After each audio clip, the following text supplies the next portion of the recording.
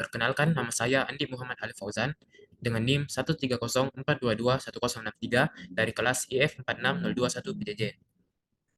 Di sini saya akan menjelaskan tentang siklus hidup pengembangan basis data, orang yang terlibat dalam proses pengembangannya, dan evolusi dari basis data. Yang pertama itu ada siklus hidup pengembangan basis data.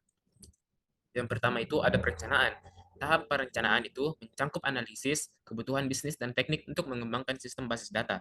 Tujuannya itu untuk memahami kebutuhan pengguna dan menentukan solusi yang tepat. Selanjutnya itu ada analisis. Tahap analisis itu melibatkan pemahaman dan pengumpulan informasi tentang sistem yang akan dikembangkan. Tujuannya itu untuk mengidentifikasi masalah dan memastikan bahwa sistem yang akan dibangun sesuai dengan kebutuhan penggunanya. Selanjutnya itu ada desain. Desain itu mencakup perencanaan struktur basis data dan pemilihan model basis data yang tepat.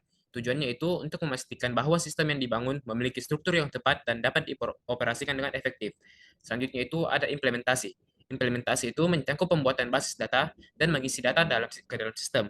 Tujuannya itu untuk memastikan bahwa sistem berjalan dengan baik dan dapat diakses dengan mudah. Yang terakhir itu ada pemeliharaan. Bagian pemeliharaan itu melibatkan sistem basis data sesuai dengan perubahan kebutuhan pengguna dan teknologi yang digunakannya. Tujuannya itu untuk memastikan bahwa sistem tetap berjalan dengan baik dan data terus tersedia dan aman. Selanjutnya itu ada orang-orang yang terlibat dalam proses pengembangan basis data. Yang pertama itu ada bisnis analis. Orang itu bertanggung jawab untuk menganalisis suatu bisnis dan mengembangkan spesifikasi sistem dan program detail untuk proyek-proyek tersebut. Mereka bekerja dengan manajemen dan pengguna untuk memahami kebutuhan bisnis. Selanjutnya, ada sistem analisis yang bertanggung jawab untuk menentukan kebutuhan sistem komputer dan biasanya memiliki latar belakang pengembangan sistem yang lebih kuat daripada analis bisnis. Mereka juga dapat melakukan aktivitas seperti yang dilakukan analis bisnis. Selanjutnya itu ada database analisis dan data modelers. Mereka ini bertanggung jawab untuk menentukan persyaratan dan desain untuk komponen database dari sistem informasi. Selanjutnya ada user.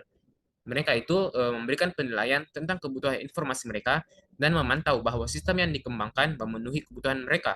Selanjutnya ada programmer. Mereka yang mereka mereka adalah orang yang merancang dan menulis program komputer untuk memelihara dan mengakses data dalam database yang tertanam di dalamnya.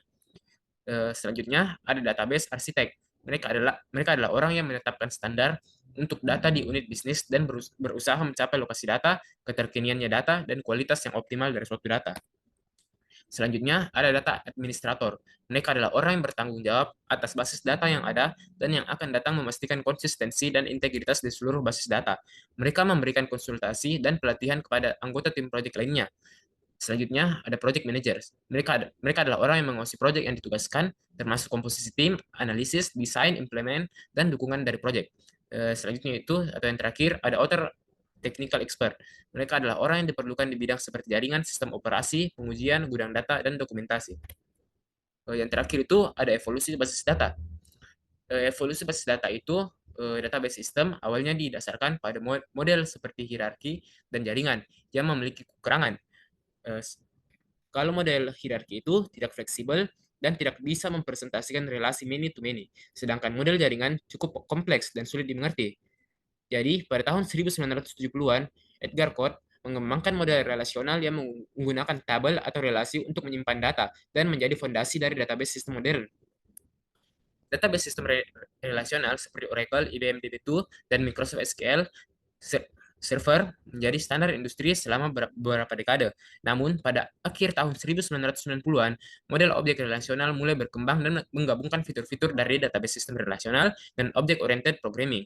Saat ini, database sistem NoSQL juga sedang berkembang, yang dirancang untuk menyimpan data yang tidak terstruktur dan tidak memerlukan skema tetap.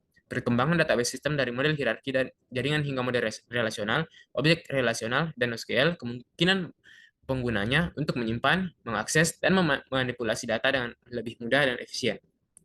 Sekian dari saya, kurang lebihnya mohon dimaafkan. Assalamualaikum warahmatullahi wabarakatuh.